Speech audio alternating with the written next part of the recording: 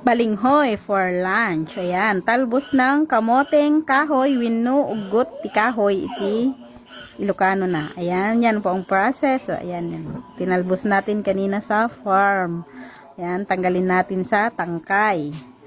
Ganyan lang po ang pagluto ng talbos ng kamoting kahoy. So, ayan, lagyan natin ng asin para madaling ganyan. Ganyan yung ramas-ramasin lang natin at imekos-mekos. Kastati, kapamayan na. Ay, maibos amin nga kuana. Anya naman awag natan. Amin nga sa itapay puspusan. Tanggal lahat ng tubig. So, ayan. Ganyan lang. Basta lang, tiagluto ti bulong ti kahoy. Sa tayo man ti agkwati bawang ken laya.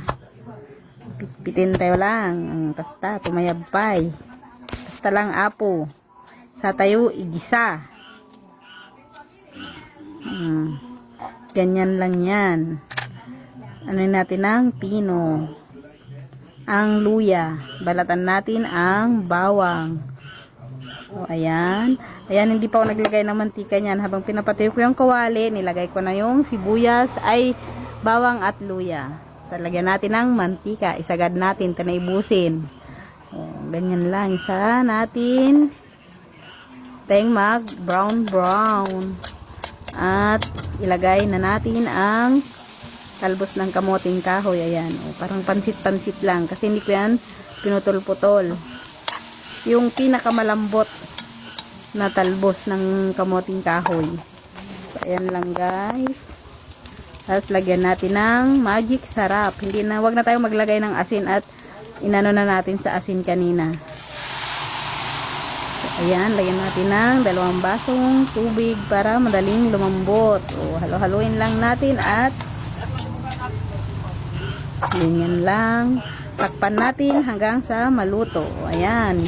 Pag nawala ng tubig, luto na yan. Basta naimas ay ta. No marigrigat ka, kin Bisaya, umuyo ata nga si daen. Kung no rich kid ka, ay hanmuan mo ata nga si daen. Oh. Talang apo ti agluto ti ugot ti kamoteng kahoy.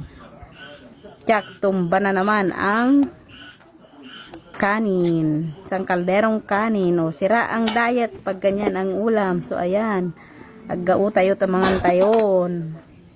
Kain na tayo guys. Kain tayo guys.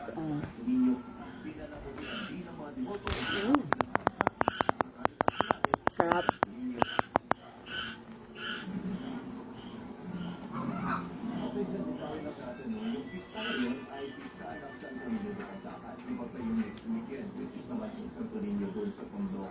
Which is